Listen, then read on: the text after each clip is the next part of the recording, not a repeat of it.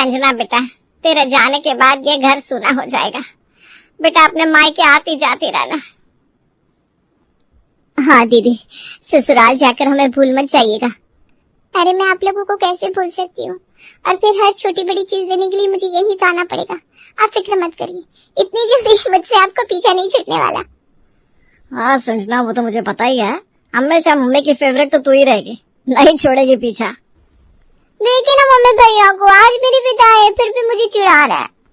अरे पगली, मैं तो बस ऐसे तेरी टांग खींच रहा था। मैं क्या तेरा ना, ये भी तो तेरा ही घर है।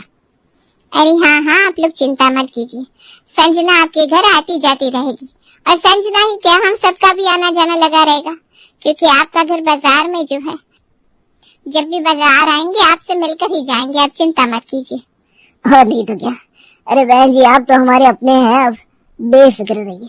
संजना का जब भी मन करेगा आपके यहाँ आ सकती है। अब हमें आज्ञा दीजिए और हंसकर अपनी बेटी को विदा कीजिए। इस तरह विनोद शर्मा संजना को अपने घर की बहू बनाकर मायके से विदा कराकर ले आए। अगले दिन संजना सुबह नहा धोकर तैयार हो गई और किचन में गई। मम्मी जी, नाश्ते में क्या बनाना है? अरे बेटा, ये शादी ब्याह के घर में ना रसोई में 10 हाथ लगे होते हैं, कुछ पता ही नहीं चल रहा कौन सी चीज कहाँ रखी है, क्या है किचन में क्या नहीं, मुझे तो कुछ समझ में नहीं आ रहा। हाँ मम्मी जी, वो बात तो है, पर कुछ न कुछ नाश्ता तो बनाना पड़ेगा ना, वरना सब क्या खाएंगे। वही तो बात है बेटा, पर क्या करें। हाँ, एक काम कर सकते हैं। क्या मम्मी जी, आप क्या सोच रही हैं? बेटा तेरा मायका तो बाजार में ही है, तो उस बाजार में नत्थू के समोसे कचौड़ियाँ तो फेमस है, तो मैं ये कह रही थी क्यों ना बाजार से ही नाश्ता मंगा लिया जाए। हाँ मम्मी जी, जैसे आपकी मर्जी। आज नाश्ता बाजार से मंगा लीजिए, तब तक किचन भी ठीक कर लेंगे। हाँ बेटा, तो एक काम कर, तेरे भाई शशांक से कह दे कि वो नाश्ता लेकर आ जाए और तुमसे मिल भी लेगा। तेरा भी बड़ा मन कर रहा होगा ना उससे मिलने का। हाँ मम्मी जी, पर शशांक भैया तो भी उठे नहीं होंगे, शादी की थकान होगी ना उन्हें भी। अरे थकान वकान कुछ नहीं है बहू, देखना तुझसे मिलने के लिए वो दौड़ कर आएगा, और बाजार से नाश्ता मंगाना तो सिर्फ बहाना है, इसी बहाने मैं तुझे तेरे मायके से भी मिला दूंगी। चल अब देर मत कर, जल्दी से अपने भाई को बोल दे फोन करके, तेरे पापा जी भी ना नाश्ते के लिए बस आते ही होंगे। ठीक है मम्मी जी। संजना को शशांक को फोन करना अच्छा तो नहीं लग रहा था, पर वो करती भी क्या, सास ने पहली बार कुछ कहा था, इसीलिए उसने फोन उठाकर शशांक को फोन मिलाया। हेलो शशांक भैया, कैसे हैं? अरे संजना, रात को ही तो गई है तो अपना ससुराल, और अभी मेरी खैर खबर ऐसे पूछ रही है जैसे कितने दिन हो गए मिले। अरे एकदम भला चंगा हूँ, तू तेरी सुना। हाँ भैया, मैं भी ठीक हूँ। वो एक्चुअली मैंने इसलिए फोन किया क्योंकि मुझे कुछ काम था आपसे। हाँ हाँ बोल, क्या काम था? तेरा कोई सामान रह गया है क्या यहाँ? तू फिक्र मत कर, मैं शाम को दुकान के स्टाफ के हाथ भिजवा दूंगा। नहीं भैया, वो बात नहीं है, बात ये कि मेरी सास ने कहा है कि बाजार में नत्थू हलवाई की दुकान से आपको नाश्ता लेकर आना है। क्यों? आज तो तेरी पहली रसोई है ना, नाश्ता तो तू बनाएगी। हाँ भैया, बनाना तो मुझे था, पर किचन बहुत बिखरा पड़ा है, तो मेरी सास ने कहा कि किचन आज ठीक कर लेंगे, तब तक तेरे भाई से कहकर नाश्ता मंगवा ले। ठीक है, अब तेरी सास ने कहा है, नया नया रिश्ता है, करना तो पड़ेगा। मैं आता हूँ आधे घंटे में नाश्ता लेकर, तो फिक्र मत कर। सॉरी भैया, मेरी वजह से आपको तकलीफ हो रही है ना। अरे तेरे लिए तकलीफ कैसी, इतना मत सोच। बस एक बात कहूँ, तेरे घर वाले हैं बड़े चटोरे, अभी कल शादी का खाना खाया है और आज समोसे कचौड़ियाँ मंगवा ली। वाह भाई वाह। क्या भैया, आप भी। ठीक है, मैं फोन रखती हूँ, आप नाश्ता लेकर आइए। संजना ने फोन रख दिया। शशांक जल्दी से तैयार हुआ और नाश्ता लेने निकल रहा था कि कंचन ने पूछा, अरे बेटा इतने सुबह सुबह तैयार होकर कहाँ जा रहे हो? मम्मी, संजना का फोन आया था, उसकी सास ने मुझे नाश्ता लाने के लिए कहा है, इसलिए जा रहा हूँ। नत्थू हलवाई से नाश्ता लेकर संजना के ससुराल देता हूँ। अरे अभी कल ही तो शादी हुई है और आज ही दीदी के ससुराल वालों की फरमाइशें भी शुरू होगी, पता नहीं है आगे और क्या क्या रंग दिखेंगे। हाँ, पर सगे संबंधी है, इतना तो करना ही पड़ेगा। तू जा बेटा, संजना के ससुराल नाश्ता देकर आ। अब शशांक ने जाकर नत्थू के यहाँ से समोसे कचौड़ियाँ सब खरीदी और संजना के ससुराल नाश्ता दिया। संजना ने सबको नाश्ता सर्व किया। अरे आज तो नत्थू की कचौड़ियाँ, वाह भाई वाह, मजा आ जाएगा आज तो नाश्ते में। इतनी सुबह कौन गया था बाजार, किसने लाई कचौड़ियाँ? अरे प्रेम, तू भूल रहा है, अब तेरी बीवी का मायका है बाजार में, तो बस शशांक भी गया नाश्ता, इसी बहाने अपनी बहन से भी मिल गया। हाँ, भाई बहन को देखने का मन कर रहा होगा, इसीलिए बहाने से चलाया। और इसी बहाने हमें इतना मजेदार नाश्ता भी मिल गया। अरे संजना, तुम भी नाश्ता कर लो वरना नाश्ता ठंडा हो जाएगा। मम्मी जी कैसी हैं? पहले तो खुद बोलकर कचौड़ियाँ मंगा ली और अब कह रही है कि शशांक भैया अपनी मर्जी से नाश्ता लाया है। हाँ संजना बेटा, बैठ ना, तू भी नाश्ता कर ले। आखिर तेरा भाई इतने प्यार से तेरे लिए कचौड़ियाँ लेकर आया है। इसी तरह पूरे परिवार ने मजे लेकर नाश्ता किया। फिर सब अपने काम में लग गए। दोपहर के 12 बजे शीला सरस्वती से मिलने आई। सरस्वती जीजी, क्या कर रही हो? अरे शीला, बड़े दिनों बाद याद किया अपनी जीजी को। आजा बैठ। अरे जीजी, मैं तो अभिषेक की शादी का न्योता देने आई थी। आप सबको जरूर आना है शादी में। हाँ हाँ जरूर आएंगे, और शादी का कोई काम हो तो बोल देना। हाँ जीजी, आप तो अपनी हैं, आपको नहीं तो किससे बोलूंगी। अच्छा, मैं कह रही थी संजना का मायका बाजार के अंदर है ना? हाँ तुमने सही कहा, कहो कोई काम था क्या? जीजी, मैं सोच रही थी शादी की शॉपिंग करनी है तो क्यों ना वहीं से की जाए। घर जाकर खाना पीना बनाने का टेंशन भी नहीं होगा, और हमारे समधी है वहाँ, इतनी खातिरदारी तो करेंगे ही। हाँ हाँ शीला, ये बात बिल्कुल सही है। तभी संजना वहाँ चाय नाश्ता लेकर आती है शीला के लिए। मम्मी जी ये कौन है? पहचाना नहीं मैंने। अरे बेटा, ये शीला है, मेरे चाचा की बेटी, मतलब मेरी चचेरी बहन और तुम्हारी मौसी। नमस्ते मौसी जी। खूब खुश रहो। संजना बेटा, तू भी तैयार हो जा, मैं तुझे तेरे मायके लेकर चलती हूँ। हाँ बेटा, शीला को अपने बेटे की शादी की शॉपिंग करनी है, तो उसने सोचा तेरा मायका तो बाजार में है, वहाँ सबसे मिल लिया भी जाएगा और शॉपिंग भी हो जाएगी। चल अब तो जल्दी से तैयार हो जा बेटा। अरे ये तो हद हो गई, मेरा मायका बाजार में ना हुआ आफत हो गई। सुबह भैया से कचौड़ियाँ मंगवा ली और अब मौसी जी के साथ पूरी फौज का वहीं धमकने का इरादा है। अरे मेरा मायका बाजार में है, मेरे भैया ने कोई होटल थोड़ी ना खोल रखा है। जा बेटा, जल्दी कर, देर हो जाएगी। हाँ ठीक है, मैं आती हूँ तैयार होकर। अब बेचारी संजना करती भी क्या, वो तैयार हुई और अपनी सास और मौसी सास के साथ अपने मायके चली गई। जैसे ही वे लोग वहां पहुंचे तो उन्हें देखकर कंचन ने कहा, अरे आप लोग अचानक यहाँ? क्यों बहन जी, नहीं आ सकते क्या आपके घर अचानक? हमने तो सोचा अपना घर है, चलो चलते हैं। अब हाँ हाँ क्यों नहीं, आइए ना आइए, आप सब बैठिए। बात तो बस ऐसे ही आप सबको अचानक देखकर बोल पड़ी है। अर्पिता बेटा, चाय नाश्ता ला, देख कौन आया है। और बता संजना बेटा, कैसी है तू? मैं ठीक हूँ मम्मी। अरे बहन जी, संजना को क्या होगा, अभी कल ही तो आपने भेजा है, बिल्कुल ठीक ठाक है, सही सलामत है।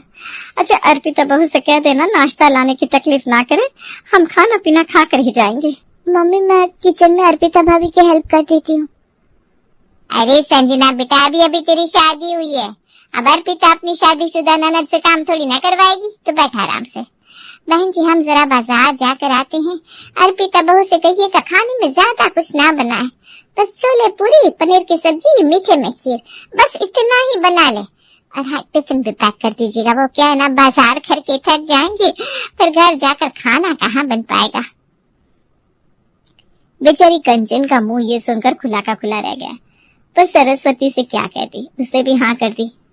जी जी बिल्कुल, आप आराम से बाजार जाइए, बाजार से जब लौटेंगे तब खाना बना मिलेगा।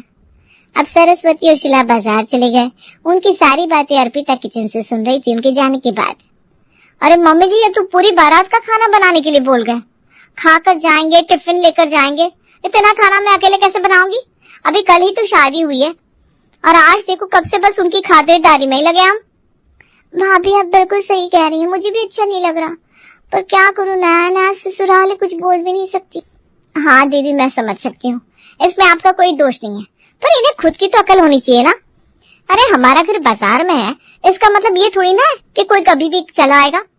अब सरस्वती आंटी की कोई चचेरी बहन की बेटे की शादी है तो उनके पूरे खानदान को खिलाने का जिम्मा हमारा हुआ, क्योंकि हमारे घर बाजार में है, ये कोई बात हुई भला? अरे शांत हो जा अर्पिता बेटा, 1-2 दिन की बात है, तो रोज रोज कौन ऐसा करता है। और शीला जी के घर में शादी है तो सोचा कि हमसे मिलते चले। अब तू जाकर खाना बना जल्दी जल्दी, मैं भी तेरी हेल्प कर देती हूँ।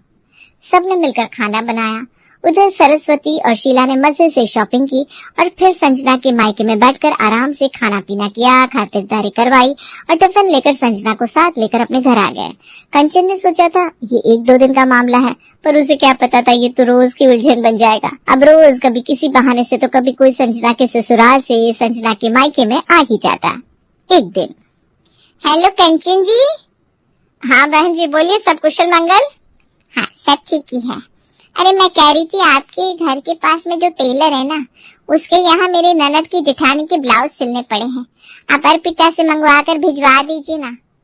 अरे पर अर्पिता तो अभी दूसरे काम कर रही है ना, थोड़ा बिजी है। अरे इतना भी क्या बिजी? अब अपने ननद के परिवार के लिए इतना तो कर ही सकती है। टेलर बगल में ही तो है, बस ब्लाउज लेने हैं और मेरे घर पर देकर जाना है। ठीक है, मैं अर्पिता से कह देती हूँ, ले आएगी। सरस्वती ने फोन रख दिया। अब कंचन के कहने पर अर्पिता ने टेलर से पहले ब्लाउज लिए, फिर संजना के यहाँ देकर आई। ऐसे ही कभी कुछ तो कभी कुछ संजना के ससुराल वाले उसके मायके में फरमाइश करते ही रहते। हद तो तब हो गई जब एक दिन प्रेम अपने कुछ दोस्तों के साथ संजना के मायके पहुंच गया। नमस्ते मम्मी जी, नमस्ते भैया भाभी। अरे प्रेम जी आप अचानक? और ये लोग कौन है? अरे ये मेरे दोस्त है अनिल, विकास और सूरज। आज अनिल का बर्थडे है, हम सब खाना खाने बाजार में जा रहे थे। वो आपके घर के बगल में जो रेस्टोरेंट है ना, वहाँ तो वहाँ देखा तो पूरा रेस्टोरेंट फुल है। हाँ भैया, प्रेम ने कहा मेरा ससुराल तो ये बाजार के अंदर ही है, चलो आज तुम्हारा बर्थडे वहीं सेलिब्रेट कर लेंगे। शशांक भैया मैंने ठीक किया ना? आफ्टर ऑल अब ये भी तो मेरा घर ही है। हाँ हाँ बेटा, ये आपका ही घर है, आपकी जब मर्जी आए आप आ सकते हैं, बस पहले बता देते तो अच्छा होता। अरे मम्मी जी पहले बताने का क्या है, तैयारी तो कभी भी हो सकती है। मैंने रेस्टोरेंट वालों को खाने का ऑर्डर दे दिया है, कुछ ही देर में आ जाएगा। खाना बनाने की तकलीफ नहीं करनी पड़ेगी, बस थोड़े से स्नैक्स वगैरह देख लीजिएगा आप लोग। अनिल मेरा सबसे जिगरी दोस्त है, तो उसकी बर्थडे पार्टी शानदार होनी चाहिए। लो भाई, अब इनके लिए पूरी पार्टी ऑर्गेनाइज करो। अरे इन लोगों ने हमारे घर को समझ क्या रखा है, जब देखो मुंह उठाकर चले आते हैं। और सिर्फ खुद नहीं आते, अपने कहां कहां से दूर के रिश्तेदारों को, अपने दोस्तों को, सगे संबंधियों को, सबको लेकर आते हैं, क्योंकि हमारा घर बाजार के अंदर जो है। हाँ बात तो सही है, ये कुछ ज्यादा ही हो गया। ऐसा नहीं चलेगा, कुछ ना कुछ रास्ता तो निकालना पड़ेगा। अरे प्रेम यार, गला सूख रहा है, तेरे ससुराल वालों से बोलकर कोल्ड ड्रिंक वगैरह मंगवाना। हाँ हाँ रुक मंगवाता हूँ। अरे भाभी कोल्ड ड्रिंक और थोड़े स्नैक्स लेकर आइए ना, अब मेरी पार्टी के लिए इतना तो कर ही सकती हैं आप। भाभी प्लीज कोल्ड ड्रिंक में ना एक्स्ट्रा आइस डालिएगा, और स्नैक्स में काम करिए गर्मा गर्म पकौड़े बना लीजिए, बाकी खाना तो आ ही रहा है। ये सब सुनकर अर्पिता गुस्से में अंदर आती है और कहती है, मम्मी जी, शशांक जी, मैं कह देती हूँ, मुझसे और इनका ये सब नहीं सहा जाएगा। हाँ कोई रास्ता तो निकालना ही पड़ेगा। देखो मेरे पास ना एक प्लान है, अगर आप लोग साथ दे तो हम वो कर सकते हैं। अब शशांक ने सबको अपना प्लान बताया। प्लान सुनकर अर्पिता के चेहरे पर मुस्कुराहट आ गई। अब सबने जैसे तैसे प्रेम की पार्टी को खत्म किया। प्रेम और उसके दोस्त खाना खाकर पार्टी करके चले गए। अगले दिन विनोद ने कंचन को फोन किया। हेलो बहन जी, कैसी है? कल प्रेम अपने दोस्तों के साथ वहाँ पार्टी करने पहुंच गया था, आपको ज्यादा तकलीफ तो नहीं हुई ना? अरे नहीं नहीं भाई साहब, ऐसी कोई बात नहीं है, बाजार के अंदर घर है हमारा, तो इतना तो बनता ही है। वही तो बहन जी, मैं भी वही कहता हूँ। अच्छा मैं ये कह रहा था, मेरे दूर के फूफा के चाचा के बेटे का बेटा आ रहा है, बाजार से कुछ सामान लेने हैं। उसके घर पर पूजा है ना, तो सारा सामान इसी बाजार से खरीद लेगा।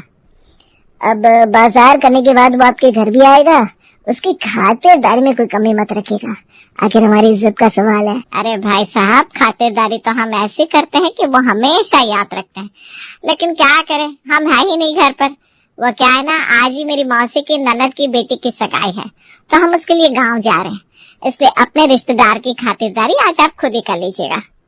ऐसा कहकर कंचन ने फोन काट दिया। शशांक मुस्कुराते हुए बोला, वाह मम्मी क्या एक्टिंग की है, अब हमें 1-2 बार ऐसे ही करना है, धीरे धीरे उन्हें भी समझ में आ जाएगा और बुरा भी नहीं लगेगा। थैंक यू शशांक जी, आज तो आपने बचा ही लिया, वरना आज भी पूरा दिन मेरा उनकी खातिरदारी में ही जाता। हाँ भाई आज तो बच गए, देखते आगे क्या होता है।